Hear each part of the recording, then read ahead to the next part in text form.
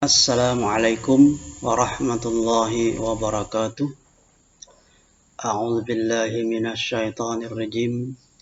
Bismillahirrahmanirrahim. Alhamdulillahi rabbil alamin.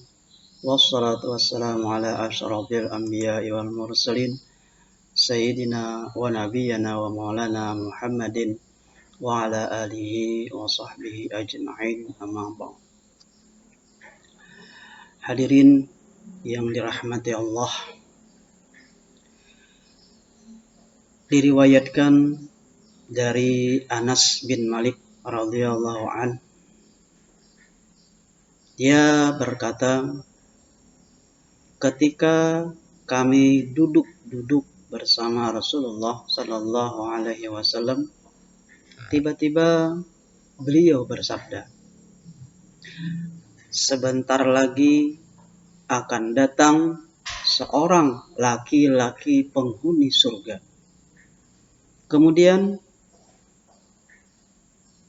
seorang laki-laki dari kalangan Ansar lewat di hadapan mereka, sementara bekas air wudhu masih membasahi jenggotnya, sedangkan tangan kirinya menenteng sandal. Esok harinya Nabi Shallallahu Alaihi Wasallam bersabda lagi. Beliau mengatakan, akan lewat di hadapan kalian seorang laki-laki penghuni surga. Kemudian ternyata muncul lagi lelaki kemarin dengan kondisi persis seperti hari sebelumnya. Pada besok harinya lagi Rasulullah Shallallahu Alaihi Wasallam bersabda, akan lewat di hadapan kalian seorang lelaki penghuni surga. Tidak berapa lama kemudian, orang yang kemarin masuk lagi sebagaimana kondisi sebelumnya. Bekas air wudhu masih memenuhi jenggotnya, sedangkan tangan kirinya menenteng sandal. Setelah itu Rasulullah bangkit dari tempat duduknya, sementara Abdullah bin Amr bin Aus mengikuti lelaki tersebut. Lalu ia berkata kepadanya, aku sedang punya masalah dengan orang tuaku. Aku berjanji tidak akan pulang ke rumah selama 3 hari. Jika engkau mengizinkan, maka aku akan menginap di rumahmu untuk memenuhi sumpahku itu. Orang itu kemudian menjawab, silahkan. Anas berkata bahwa Amr bin As setelah menginap 3 hari 3 malam di rumah lelaki tersebut, tidak pernah mendapatinya sedang melaksanakan qiyamul lail. Hanya saja tiap kali terjaga dari tidurnya, ia membaca zikir dan takbir hingga menjelang subuh. Kemudian mengambil air wudhu. Abdullah juga mengatakan, saya tidak mendengar ia berbicara kecuali yang baik. Setelah menginap 3 malam, saat hampir saja Abdullah menganggap remeh amalnya, ia berkata, wahai hamba Allah, sesungguhnya aku tidak sedang bermasalah dengan orang tuaku. Hanya saja aku mendengar Rasulullah selama 3 hari berturut-turut di dalam satu majelis, beliau mengatakan, akan lewat di hadapan kalian seorang lelaki penghuni surga. Selesai beliau bersabda, ternyata yang muncul 3 kali berturut-turut adalah engkau. Oleh sebab itu, aku menginap di rumahmu untuk mengetahui amalan apa yang telah engkau lakukan, sehingga engkau dikatakan sebagai seorang penghuni surga?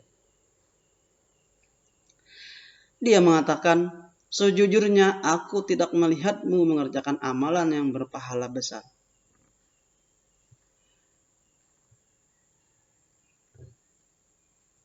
Dia juga mengatakan, sebagaimana yang telah engkau saksikan selama ini, aku tidak mengerjakan amalan apa-apa. Hanya saja aku tidak pernah mempunyai rasa iri kepada sesama muslim atau hasad terhadap kenikmatan yang diberikan Allah kepadanya.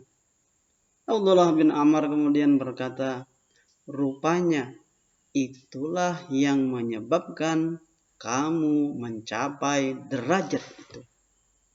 Sebuah amalan yang kami tidak mampu melakukannya.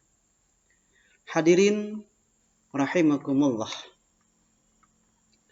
Kalau dilihat dari cerita tersebut, mungkin ada yang menganggap bahwa persoalan itu hal yang biasa saja. Sebab orang yang diceritakan Rasulullah Sallallahu Alaihi Wasallam juga merupakan orang yang biasa saja. Artinya, sahabat yang disebutkan Rasul tersebut bukanlah orang yang terkenal seperti kebanyakan sahabat yang lain. Seperti misalnya Abu Bakar, Umar bin Khattab, Ali bin Abi Thalib, Utsman bin Affan, dan lain-lainnya. Apa yang dilakukan orang itu pun bukanlah sesuatu hal yang besar. Seperti melakukan jihad, berbakti kepada kedua orang tua, seperti Uwais Al-Qarni misalnya. Sedekah dengan sebagian atau semua hartanya, banyak melakukan puasa sunnah, ataupun melakukan salat malam sepanjang malam, dan sebagainya. Hal ini sudah dibuktikan sendiri oleh Abdullah bin Amr, dan telah diakui juga oleh orang yang bersangkutan. Ibadah yang dilakukannya merupakan hal yang biasa yang dilakukan oleh sebagian orang Islam. Setiap kewajiban yang dijalankannya juga telah dijalankan oleh orang Islam lainnya. Tidak ada yang istimewa dari aktivitas kesehariannya tersebut. Akan tetapi Rasul Shallallahu Alaihi Wasallam justru mengatakan bahwa dia adalah seorang penghuni surga. Subhanallah. Tidak semua sahabat mendapat jaminan surga dari Rasulullah Shallallahu Alaihi Wasallam. Hanya segelintir orang yang mendapatkannya. Mereka merupakan orang-orang yang mengerahkan seluruh jiwa raga, harta, bahkan keluarganya untuk membela agama Allah. Ketika sahabat itu berkata bahwa dia tidak memiliki iri kepada sesama muslim atau hasad terhadap kenikmatan yang diberikan Allah kepada orang lain, ini merupakan suatu hal yang luar biasa. Abdullah bin Amr sampai berkata bahwa itu merupakan sebuah amalan yang kami tidak mampu melaksanakannya. Secara teori mungkin mudah dilaksanakan, mudah diucapkan, akan tetapi sangat sulit untuk melaksanakannya. Hadirin rahimakumullah. Iri itu artinya adalah merasa kurang senang melihat kelebihan orang lain. Seperti keberuntungan orang, kenikmatan yang dimilikinya, kesenangan yang diperolehnya, kebahagiaan yang diperolehnya juga, dan sebagainya. Iri juga berarti cemburu, sirik, atau dengki. Sikap iri ini merupakan perbuatan yang ada di dalam hati seseorang, sehingga sangat sulit untuk mengetahuinya. Bisa saja teman atau sahabat iri sama kita. Tetangga yang satu dengan yang lain saling berlomba untuk memperindah rumah, beli mobil, motor, kendaraan, dan sebagainya. Teman seprofesi, baik guru, dokter, bahkan di kalangan para ustadz dan ulama pun, rasa iri itu bisa saja menghinggapi hati mereka. Ada yang secara jelas menampakkannya, dan ada juga yang samar-samar. Kebanyakannya itu tidak terlihat sama sekali. Kalau iri itu tampak, maka kita akan mudah untuk mengetahuinya. Atau samar-samar misalnya, juga bisa dilihat atau dirasakan oleh yang bersangkutan. Artinya, ketika mengetahui atau menyadari bahwa orang lain memiliki sikap iri dengan keberadaan kita, maka bisa bersikap hati-hati dan mawas diri agar jangan sampai berubah menjadi dengki atau hasad. Allah Subhanahu wa taala menyatakan bahwa kita harus berlindung kepadanya dari kejahatan orang-orang yang dengki terhadap kita. Ini disebutkan di dalam Al-Quran. Di dalam surah Al-Falaq ayat 113 ayat 5 yang berbunyi, wa min syarri hasidin idza hasad. Aku berlindung dari kejahatan pendengki bila ia dengki. Hadirin rahimakumullah. Kalau kita lihat cerita di atas, muncul pertanyaan di benak kita. Mengapa sebagian besar orang Islam, mungkin termasuk kita, pendengar sekalian, sangat sulit untuk tidak iri dengan orang lain? Sebuah pertanyaan yang gampang-gampang sulit untuk diberi jawaban. Hal itu bisa ditanyakan kepada diri masing-masing. Rasakan dari lubuk hati yang paling dalam. Apakah selama kita hidup di dunia ini sering iri, dengki dengan orang lain? Ketika melihat orang lain berhasil atau sukses di dalam karirnya misalnya, di dalam pendidikannya, di dalam menjalankan usaha atau bisnis, kemudian juga di dalam mendidik anak, dalam rumah tangga, cinta kasih, harta yang besar, jabatan, dan sebagainya. Kalau jawabannya ya, maka kita termasuk orang yang tidak mampu melaksanakan amalan surga itu. Tapi kalau jawabannya tidak, berarti Anda adalah seorang penghuni surga. Hadirin rahimakumullah.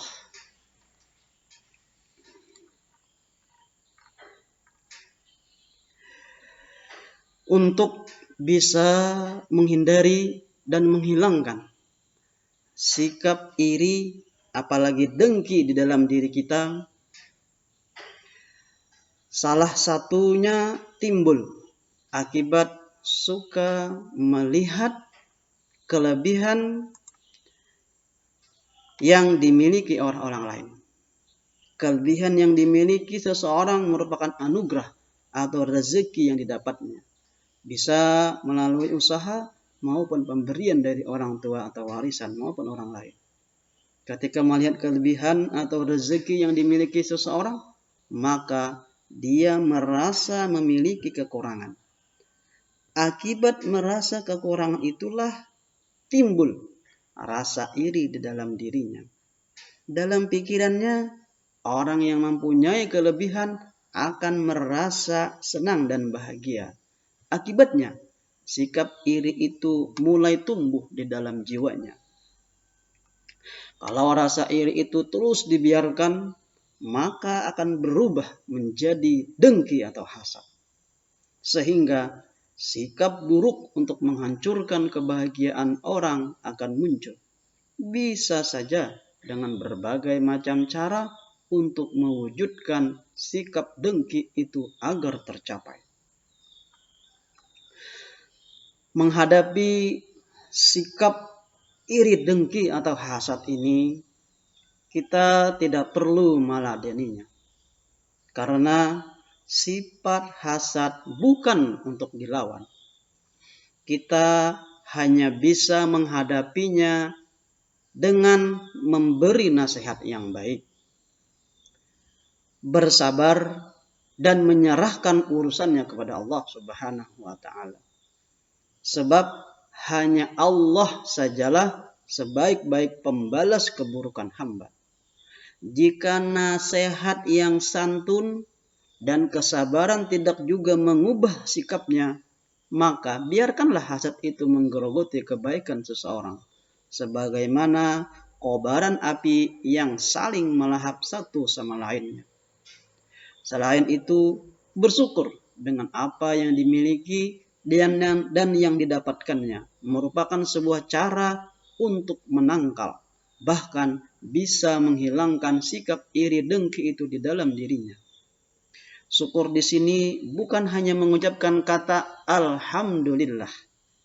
Artinya bukan hanya di mulut, akan tetapi merupakan sebuah perbuatan total menyadari setiap kelebihan dan kekurangan yang dimiliki dan juga kepemilikan dari orang lain.